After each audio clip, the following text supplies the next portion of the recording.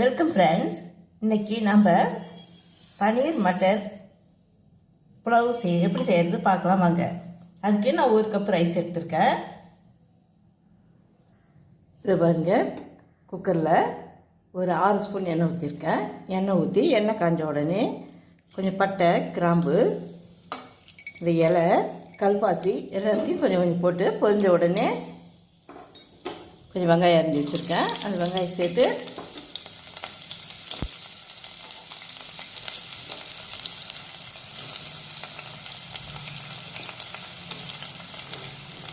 பூண்டு ஒரு 10 பல் பூண்டு உரிச்சி வச்சுருக்கேன், அது சேர்த்துடணும். ஒரு 3 பச்சை மிளகாய் நீல வாக்கில் சீவி வச்சுருக்கேன், அதையும் சேர்த்துடணும். இதுக்குன்னா சின்ன வெங்காயம் எடுத்துருக்கேன். நீங்கள் சின்ன வெங்காயம் பெரிய வெங்காயம் எது வேணால் எடுத்துக்கலாம். பெரிய வெங்காயம் வந்தால் 1 வெங்காயம் எடுத்துக்கலாம். சின்ன வெங்காயம் வந்தால் அந்த அளவுக்கு எடுத்து 1 வெங்காயம் எந்த அளவு இருக்கும் அந்த அளவுக்கு எடுத்துக்கலாம். 1 கப் அளவுக்கு.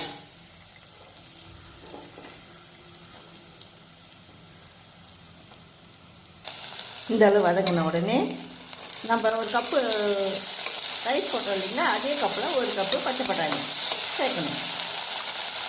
சேர்த்து வதக்கணும். பட்டாணி போட்டு கொஞ்சம் வதக்கின உடனே தேங்காய் பால் 4 டேபிள் ஸ்பூன் அளவுக்கு தேங்காய் எடுத்து பால் எடுத்து வச்சுருக்கேன், அதை இதில் சேர்த்துடணும். 1 கப்பு ரைஸ் போட்டோம் இல்லைங்களா, அந்த கப்பால் 2 கப்பு தேங்காய் பால் சேர்த்துடணும். சின்ன முடியில் 1 முடி தேங்காய்.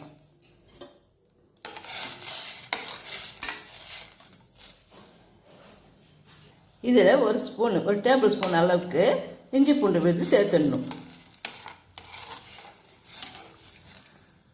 இது வதக்கும் போதே சேர்த்துடலாம், அப்படி சேர்க்கலாம். இப்போ சேர்த்துக்கலாம்.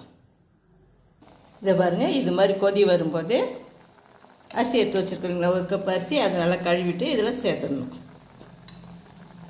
கழுவிட்டு தண்ணியாக வடிகட்டிட்டு சேர்த்துடணும்.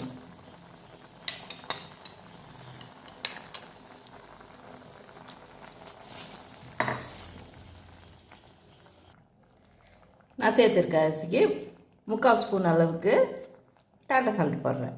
நீங்கள் உங்கள் தேவைக்கு தகுந்த மாதிரி உப்பு சேர்த்துக்குங்க.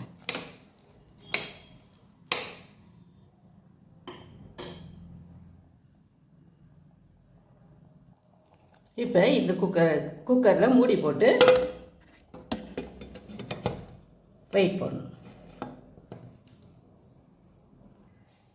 இது பாருங்கள், இதில் ப்ரெஷர் வந்த உடனே வெயிட் போட்டுடணும். வெயிட் போட்டு 3 விசில் வைக்கணும்.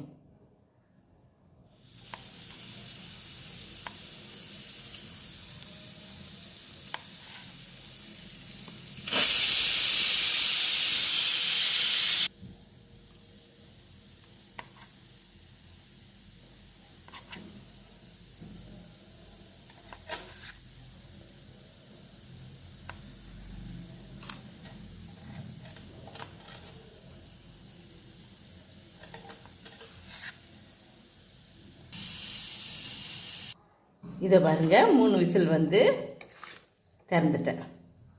இப்போ இது கூட கட் பண்ணி வச்சுருக்கேன் இல்லைங்களா பன்னீர், அதை இதில் சேர்த்துடணும்.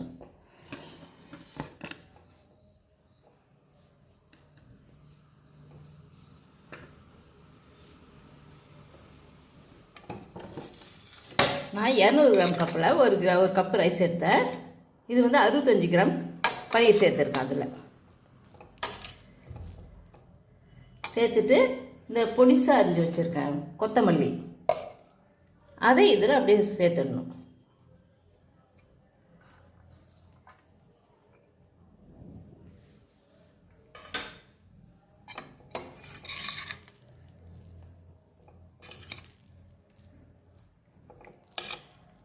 பன்னீர் மட்டர் புலாவ் ரெடி.